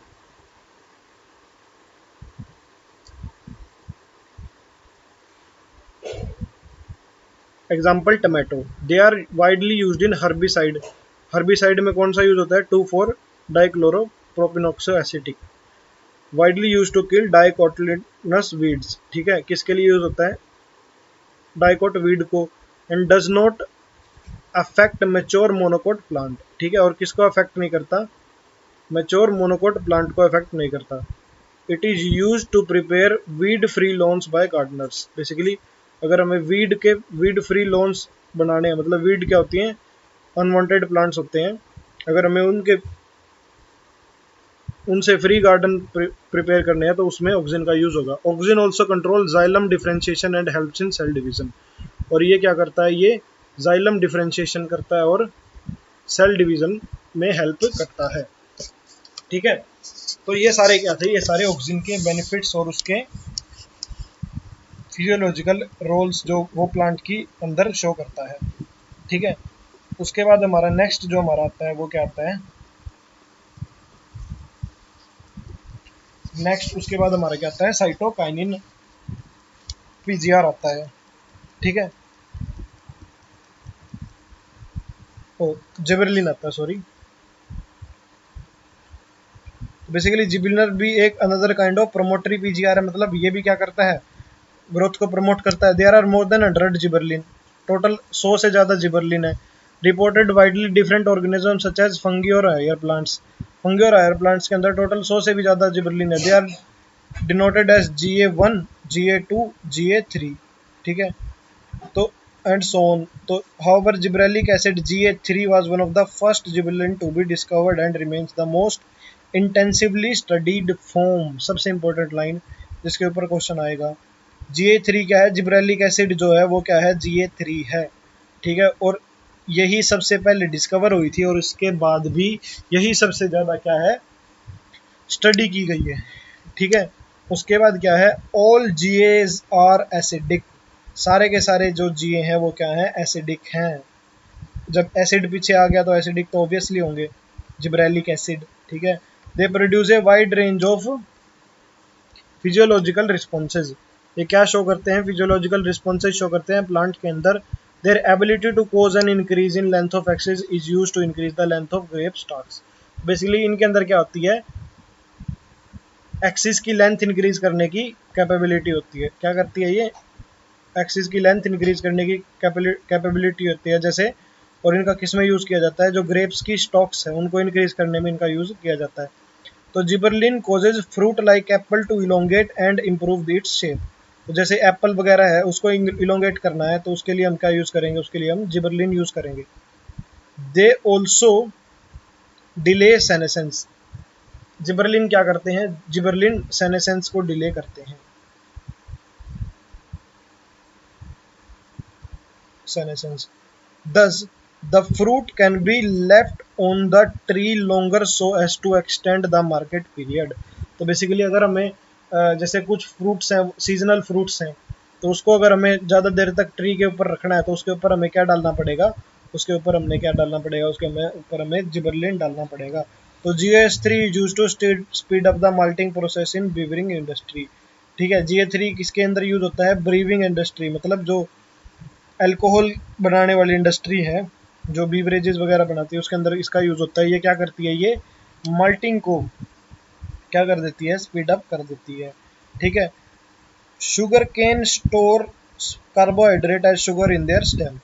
तो जो शुगर केन है वो क्या स्टोर करती है? कार्बोहाइड्रेट शो करती है, स्टोर करती है उनके स्टेम में। Spraying sugar cane crop with gibberellin increase the length of the stem. तो बेसिकली अगर हम carbohydrate as sugar in their stems, तो spraying sugarcane crop with gibberellin increase the length of the stem. अगर हम sugar cane crop के ऊपर gibberellin डाल दे तो वो क्या करेगा? उसकी लेंथ इंक्रीज कर देगा। 10 increase the yield by much 20 tons पर एकड़। तो बेसिकली 20 टन क्या है? उसकी यील्ड इंक्रीज कर देगा जिबरलिन अकेला। ठीक है, तो spraying juvenile conifers with GS Hesson the maturity period. अगर जुवेनाइल कोनिफर्स के ऊपर हम जीएस को डाल दे तो वो क्या करेगा, उसके मैच्योरिटी पीरियड को सही कर देगा। 10 leading to early seed production, मतलब सीड प्रोडक्शन क्या है, जल्दी हो जाएगी। And gibberellin also promote bolting internode elongation just prior to fault. बेसिकली बोल्टिंग को भी प्रमोट करता है। क्या होती है बोल्टिंग? इंटरनोड का इलोंगेशन फ्लावरिंग से पहले। किसके किसके अंदर? बीट, कैबेज और many plant with rosette habitat. जिसके अंदर रोसेट हैबिटेट होती है उनके अंदर क्या करता है, ये बोल्टिंग को प्रमोट करता है। ठीक है, उसके बाद आता है हमारा साइटोकाइनिन। ठीक है, तो cytokinin have specific effect on cytokinesis and were discovered as kinetin, a modified form of adenine, a purine form the autoclaved hearing sperm DNA. Kinetin does not occur naturally in plants। तो जो kinetin है वो plants के अंदर naturally अकर नहीं होता। ठीक है, search for natural substances with cytokinin like activity led to isolation of zeatin. ठीक है, तो बेसिकली जो नेचुरल सब्सटेंस है जिसकी साइटोकाइनिन लाइक एक्टिविटी है, तो उससे क्या मिला हमें, उसकी खोज में हमें क्या मिल गया, जेटिन मिल गया from corn colonel's and coconut milk. Since the discovery of zeatin several naturally occurring cytokinesis some synthetic compound with cell division promoting activity have been identified. Natural cytokinin are synthesized in region where rapid cell division occur। तो natural cytokinin कहाँ मिलते हैं? वो जहाँ पे rapid cell division होता है। Basically cytokinin क्या है? काइनेटिन है। किसकी फॉर्म है? एडेनिन की फॉर्म है। ठीक है, और कहाँ मिलता है? ऑटोक्लेव्ड, बेसिकली इस पे हमने ध्यान नहीं दिया, autoclaved hearing of sperm DNA. ठीक है, और ये नेचुरली प्लांट के अंदर नहीं होता। ठीक है, काइनेटिन। ठीक है, और जो नेचुरल हमें मिलता है साइटोकाइनिन वाली एक्टिविटी जो शो करता है वो क्या होता है? वो जेटिन होता है। ठीक है, तो उसके बाद ये कहाँ मिलते हैं? नेचुरल साइटोकाइनिन कहाँ मिलते हैं? नेचुरल साइटोकाइनिन मिलते हैं जहाँ पे रैपिड सेल डिवीजन होता है, जैसे रूट अपेक्स, डेवलपिंग शूट बड और young fruit. It is help to produce new leaves, chloroplast in leaves, lateral shoot growth and adventitious shoot formation। Basically ये किस में हेल्प करते हैं? नए लीफ बनाने में, क्लोरोप्लास्ट बनाने में, और लेटरल शूट ग्रोथ में, और एडवेंटिशियस शूट फॉर्मेशन में। तो cytokinin help overcome the apical dominance. तो ये किस में हेल्प करते हैं? एपिकल डोमिनेंस में को ओवरकम करने में। तो they promote natural nutrient mobilization which help in delaying of leaf senescence. Basically ये किस में हेल्प करते हैं? न्यूट्रिएंट मोबिलाइजेशन में हेल्प करते हैं, जो कि क्या करती है? लीफ की सेनेसेंस को डिले करती है। उसके बाद है इथाइलिन। नेक्स्ट है बेसिकली इथाइलिन। बेसिकली इथाइलिन क्या है? Ethylene is simple gaseous PGR. Basically क्या है? एक सिंपल गैसियस पीजीआर है। ठीक है, it is synthesised in large amount by tissues. ठीक है, लार्ज अमाउंट में टिश्यूज के द्वारा, जो कि क्या शो करते हैं? जो सेनेसेंस के अंदर जा रहे होते हैं। ठीक है, एंड राइपनिंग फ्रूट्स। ठीक है, बेसिकली कहाँ कहाँ मिलता है, कहाँ का सिंथेसाइज होता है? जो टिश्यू सेनेसेंस के अंदर जा रहे होते हैं, मतलब जो डेड होने वाले होते हैं, और जो राइपनिंग ऑफ फ्रूट्स में। Influences of ethylene on plant include horizontal growth और seedling and swelling of axis. ठीक है, क्या क्या इफेक्ट, इन्फ्लुएंसेस क्या होते हैं? हॉरिजॉन्टल ग्रोथ और स्वेलिंग ऑफ एक्सिस में, और एपिकल हुक फॉर्मेशन में। किसमें? डाइकोट सीडलिंग में। ठीक है, तो इथाइलिन प्रमोट सेनेसेंस एंड, तो इथाइलिन क्या क्या प्रमोट करता है? Senescence and abscission of plant. ठीक है, specially of leaves and flowers. ठीक है, तो किसकी किसकी सेनेसेंस इथाइलिन क्या प्रमोट करता है? सेनेसेंस प्रमोट करता है।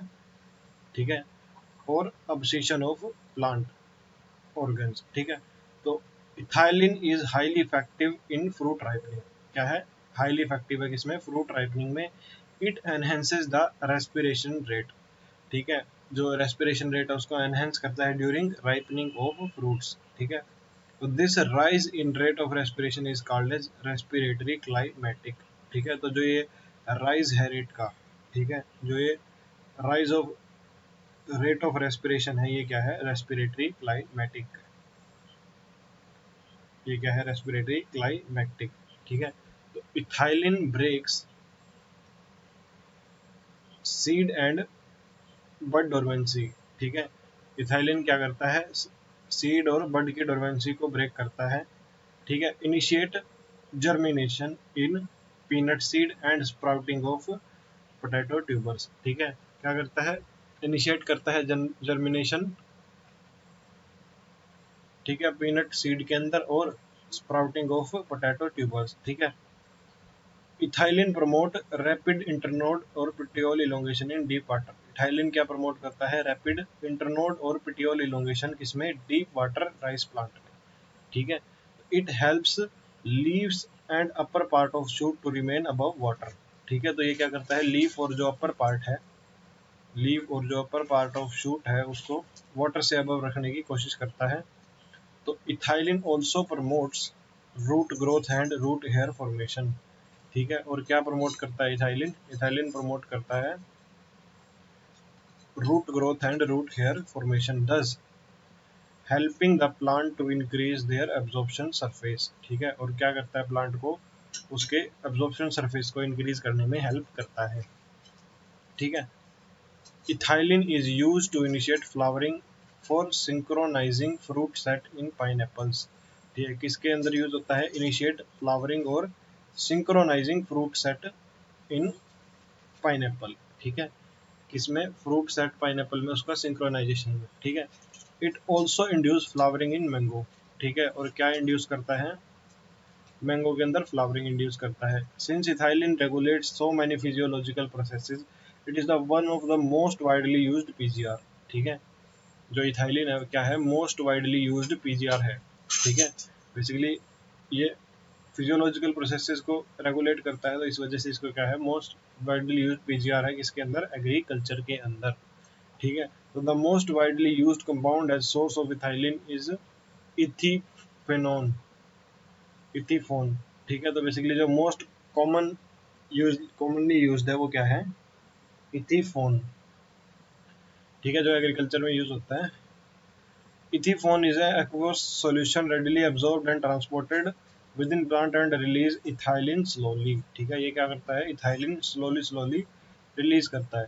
ठीक है, ethephon hastens fruit ripening, basically tomatoes के अंदर और एप्पल्स के अंदर क्या है, और accelerate abscission in flowers and fruits. ठीक है, that is thinning of cotton, cherry and walnut. ठीक है, तो बेसिकली क्या करता है, ये प्रमोट करता है फ्रूट राइपनिंग को।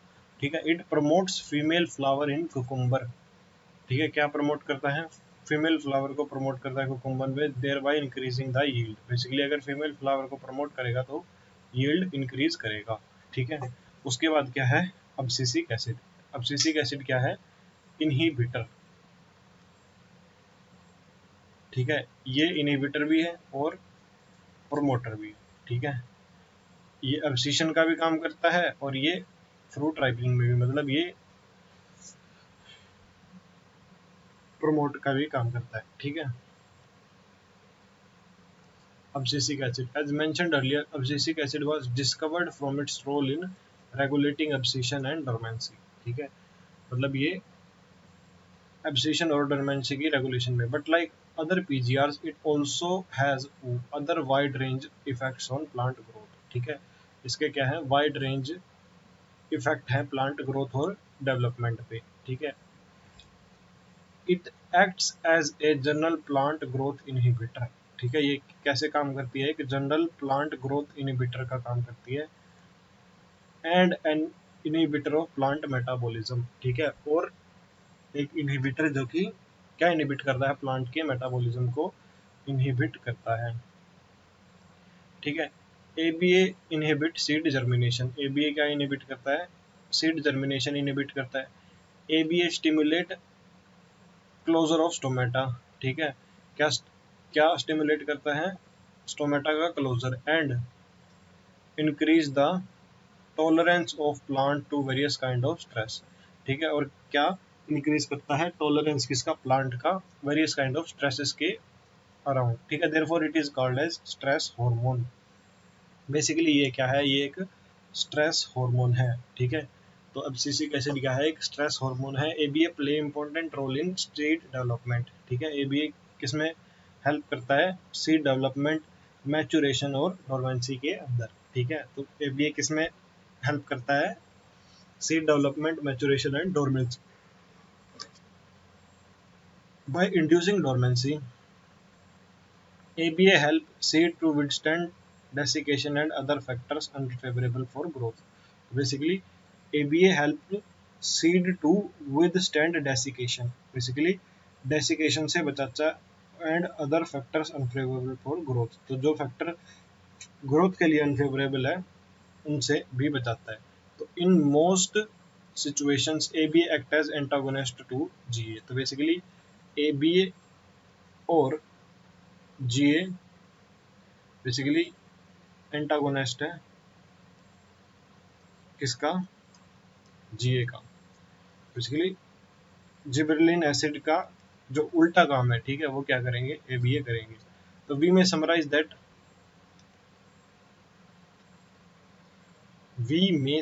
दैट फॉर एनी और every phase of growth, differentiation and development of plant, one or other PGR has some role to play.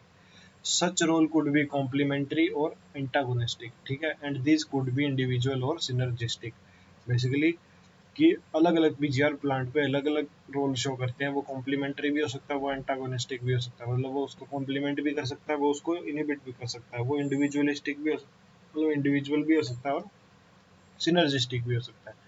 Similarly there are number of events in the life of a plant where more than one PGR interact, ठीक है, to affect that event, ठीक है। जैसे dormancy इन seed है, ठीक है, बड है, abscission है और सेनेसेंस है और एपिकल डोमिनेंस है। इसमें क्या है, कई सारे पीजीआर मिलके काम करते हैं, ठीक है। तो remember the role of PGR is only one kind of intrinsic control. Basically PGR का रोल सिर्फ एक तरह का इंट्रिंसिक कंट्रोल है, अलोंग विद जीनोमिक कंट्रोल, ठीक है, जीनोमिक कंट्रोल के साथ सिर्फ ये, and extrinsic factors they play an important role in plant growth.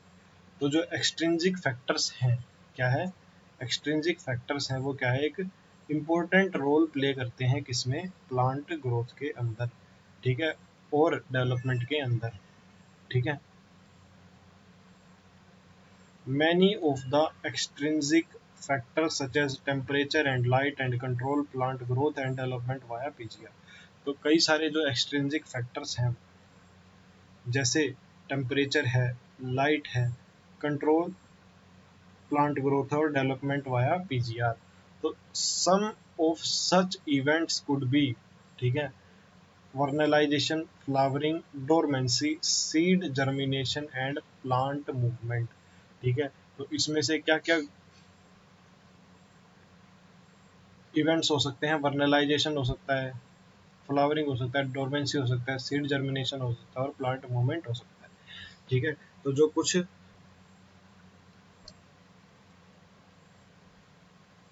Events हैं वो ये हो सकते हैं। तो we shall discuss briefly the role of light and temperature, both of them the extrinsic factor on initiation of flowering. तो basically हमें extrinsic factor को भी पढ़ना पड़ेगा, जैसे लाइट का और टेम्परेचर का क्या रोल है, ठीक है। तो बेसिकली फोटो पीरियोडिज्म, ठीक है।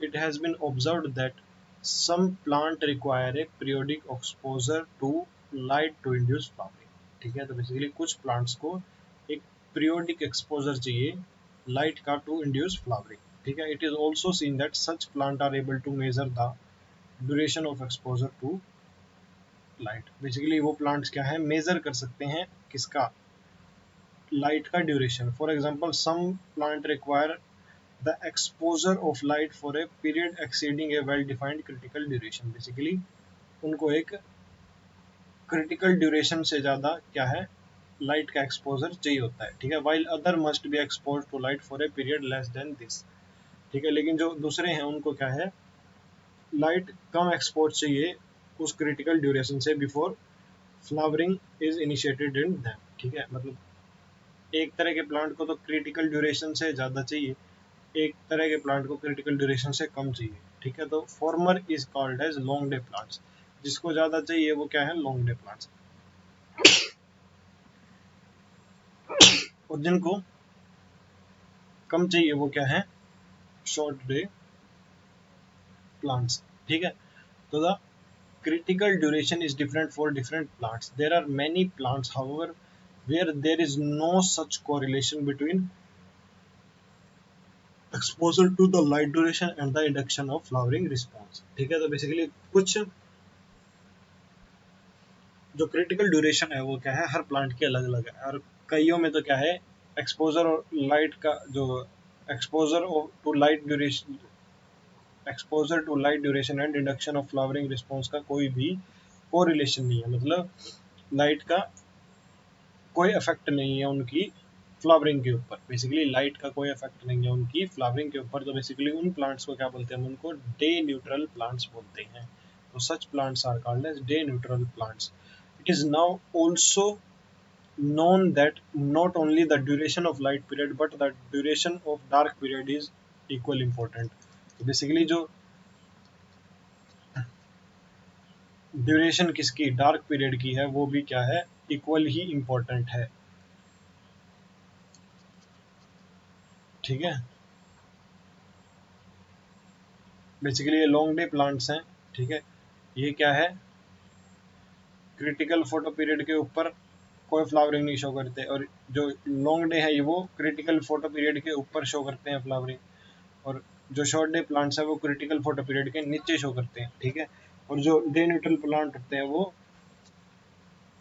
मेच्योरिटी पे अपने फ्लावर शो करते हैं, उनका लाइट के ऊपर कोई डिपेंडेंस होता ही नहीं, ठीक है। Hence it can be said that flowering in certain depends not only in combination of light and dark exposure but also their relative durations, basically उनकी relative durations पे भी depend करता है। तो this response of plant to period of day night is termed as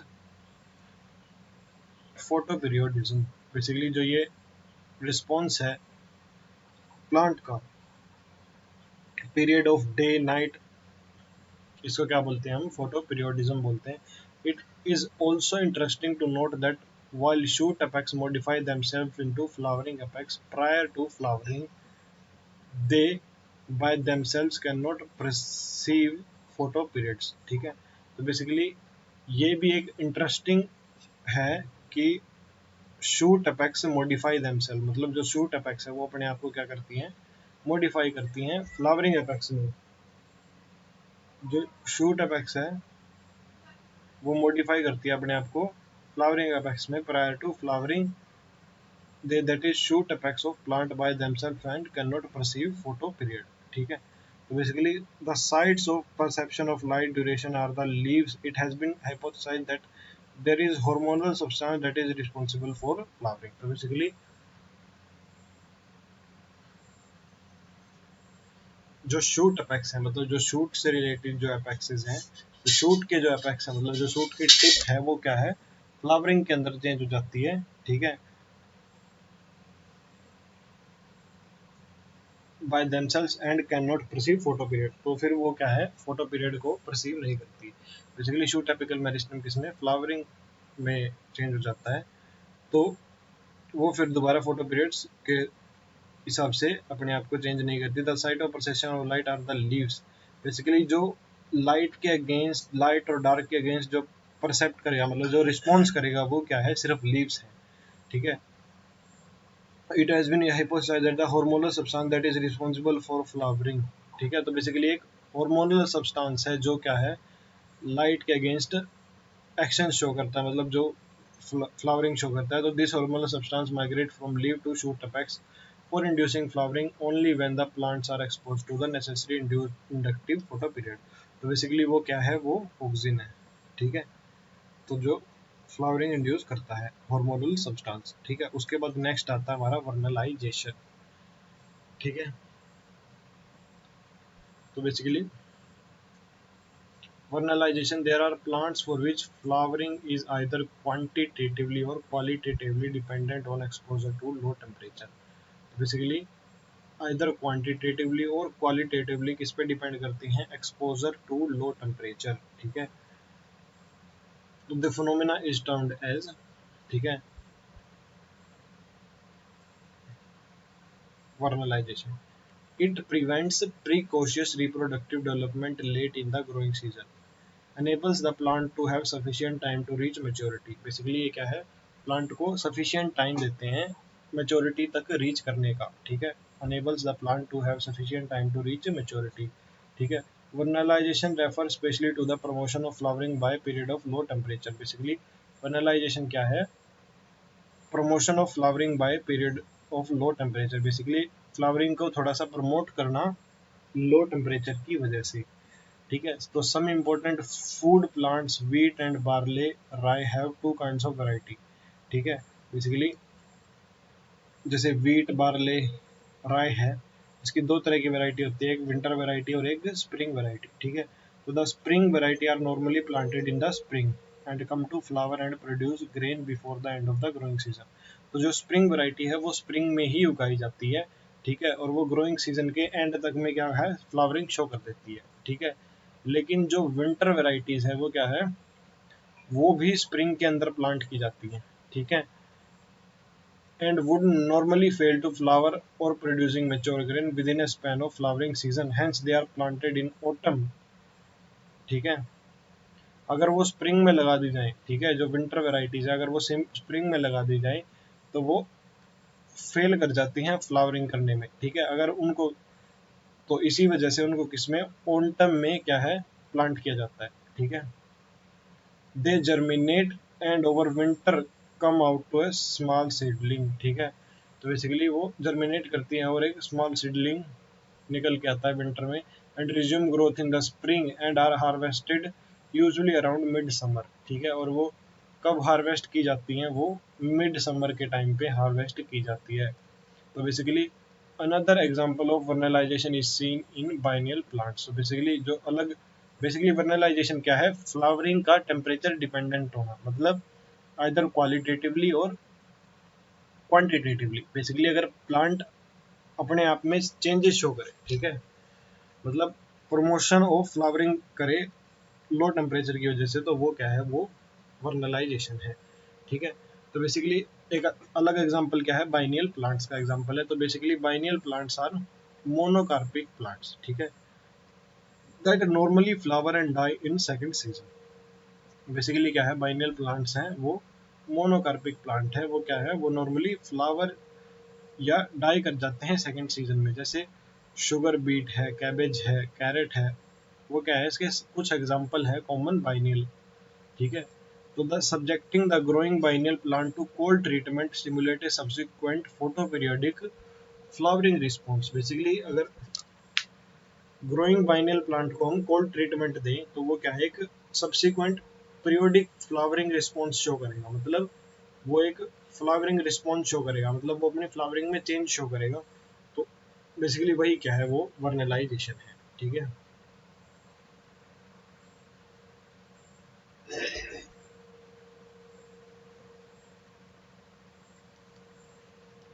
उसके बाद आता है सीड डोरमेंसी। तो there are certain seed which fall to germinate, ठीक है, even when external condition are favourable, ठीक है। जब एक्सटर्नल कंडीशन फेवरेबल है उस टाइम पे भी कुछ सीड जर्मिनेट नहीं कर पाते। Such seed are understood to undergoing a period of dormancy which is controlled not by external environment but as undergoing endogenous control, ठीक है। वो जरूरी नहीं एक्सटर्नल एनवायरनमेंट के कंट्रोल की वजह से, वो इंटरनल चेंज की वजह से भी हो सकता है, और condition with in the seed itself, ठीक है, और वो सीड की कंडीशन की वजह से भी हो सकता है। impermeable and hard seed coat, ठीक है, presence of chemical inhibitors such as abscisic acid, phenolic acid and para ascorbic acid and immature embryos are some of the reason of which cause seed dormancy। तो basically seed dormancy के जो causes हैं वो क्या क्या हैं, causes क्या क्या हैं, बेसिकली impermeable और hard seed coat, presence of chemical inhibitor और जैसे abscisic acid, phenolic acid, parascorbic acid और इमेच्योर एम्ब्रियो। ठीक है, ये सारे क्या हैं, कोजेज हैं किसके,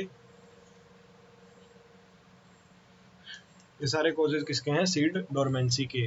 ठीक है, तो this dormancy however can be overcome through natural means. ठीक है, ये डोरमेंसी नेचुरल मीन से कम की जा सकती है, versus other man made measures. ठीक है, नेचुरल तरीके से भी की जा सकती है और मैन मेड तरीके भी। For example the seed coat barrier in some seed can be broken by mechanical operation by using knife.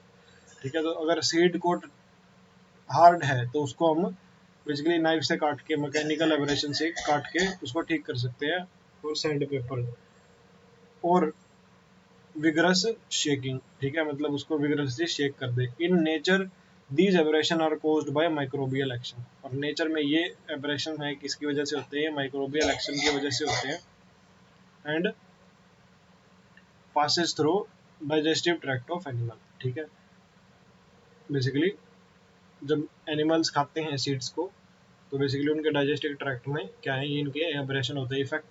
Effect of inhibitory substance can be removed by subjecting the seed to chilling condition or by application of certain chemical like gibberellic acid and nitrates. ठीक है, important question है, अगर हम उसको gibberellic acid और nitrates के साथ उसके ऊपर किसका एप्लीकेशन कर दे, मतलब अगर कोई इनहिबिटरी सब्सटेंस का इफेक्ट है, ठीक है, अगर कोई इनहिबिटरी सब्सटेंस का इफेक्ट है, अगर वो रिमूव करना है हमें, तो उसको क्या करें, चिलिंग कंडीशन और कुछ केमिकल्स जैसे जिब्रेलिक एसिड और नाइट्रेट के ट्रीटमेंट में उसको डाल दें। ठीक है, changing the environment, environmental conditions such as light and temperature are other method to overcome seed dormancy। तो बेसिकली हम लाइट को और टेम्परेचर को चेंज करके भी हम सीड डोरमेंसी को ओवरकम कर सकते हैं। Chapter finish. ठीक है, एक ये चीज याद रखना, जिब्रेलिक एसिड और नाइट्रेट्स का यूज करके हम क्या कर सकते हैं, सीड डोरमेंसी को रोक सकते हैं।